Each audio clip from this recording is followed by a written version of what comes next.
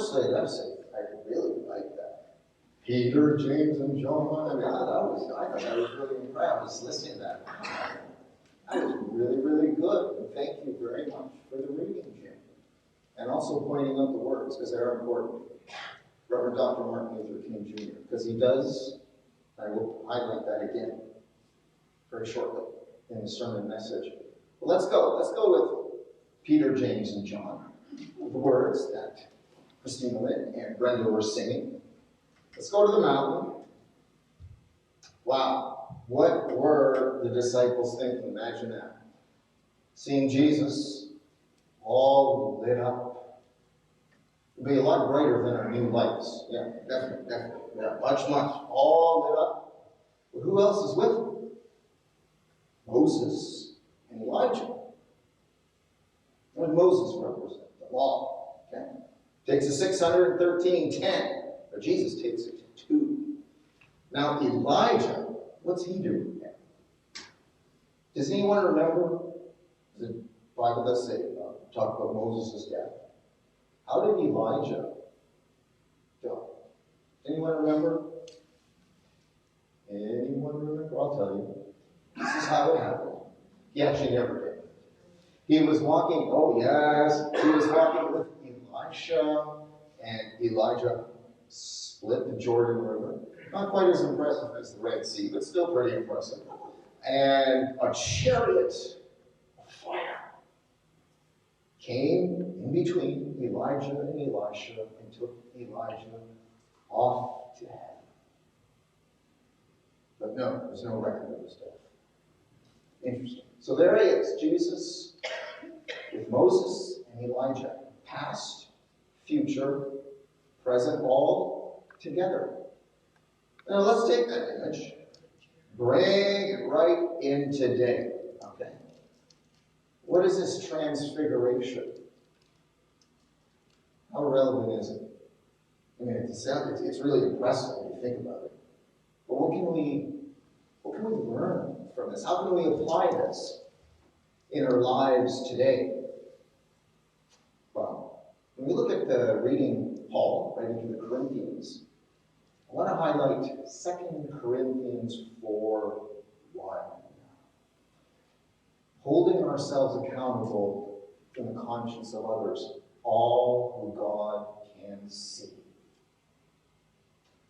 Now, when you reflect on those words, and the words that Reverend Dr. Martin Luther King Jr. were talking about, struggle against evil, that's pretty profound. Just look at what's going on in our world today. What's been going on for thousands of years. Stronger peoples taking advantage of weaker ones. This is a script which changes the actors, changes the people involved, but still that basic struggle, it's ongoing in the human story. However, so is the struggle against evil. That is also ongoing. And it's not something we're going to let go of. In the young at heart, we saw an image of Jesus, okay? It maybe looked something like this, okay? You look at the faces. Good Western, European, some maybe Middle Eastern. But really this is the predominant image. You can see this Orthodox Church, Greek Orthodox, Russian Orthodox, Ukrainian. I'm going to show you another image. The Transfiguration. This is the Transfiguration with Moses and Elijah. Faces are very different. Peter, James, and John.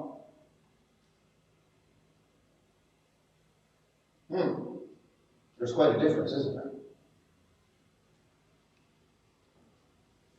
I think I'm going to be holding up this image, especially since it's Black History Month, and the words that I've read to share to you from Martin Luther King Jr.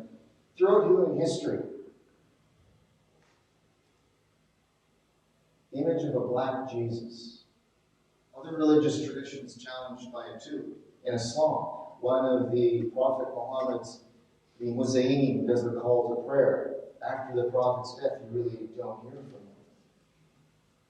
He probably had where he was from in Africa, northern part, would have a similar figure, facial appearance as this, what you're looking at the screen right now.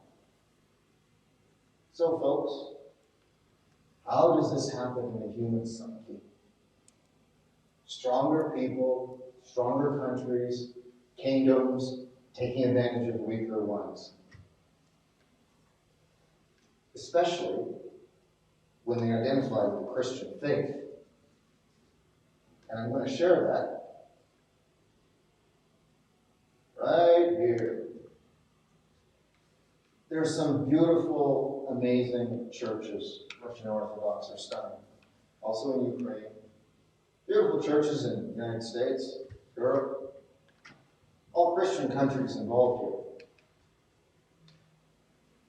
Now, when you look the way Vladimir Putin's behaving today, if you look back in history, a very good visit, actually many visits this past week, a lot, yeah.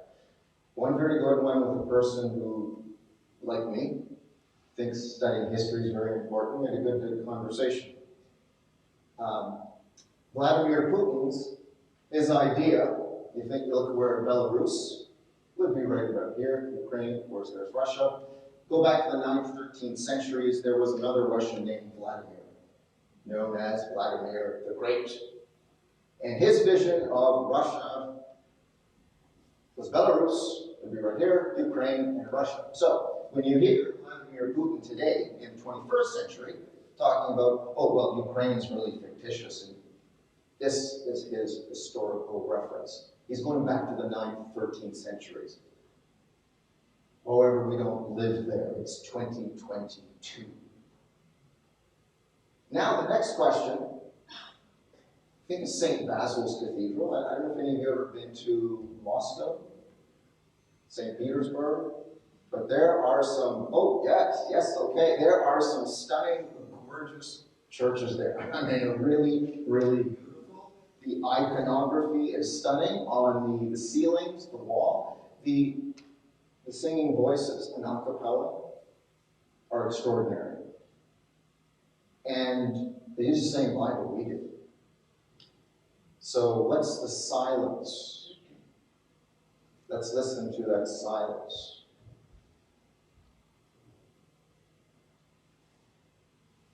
There's silence. All the church leaders are silent. You have tanks, rocket-propelled grenades, killing innocent people, children. This has happened before. Folks, no, this is not going to be a fun sermon message. Not going to be going curling or harmonizing with an E-flat saxophone. But this is going on today. As we sleep, innocent people are dying. And when we go look into Europe, well, the political leaders, they're in a difficult spot too. That's how democracy works.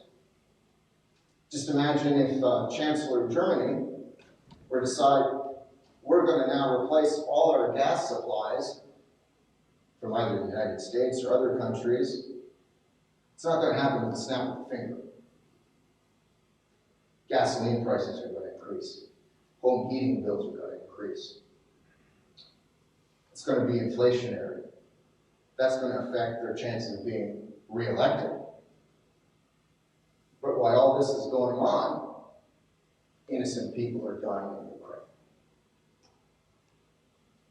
Where does Jesus fit into all this?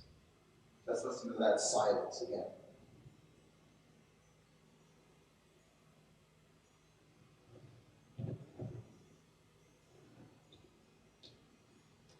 It's unfortunate.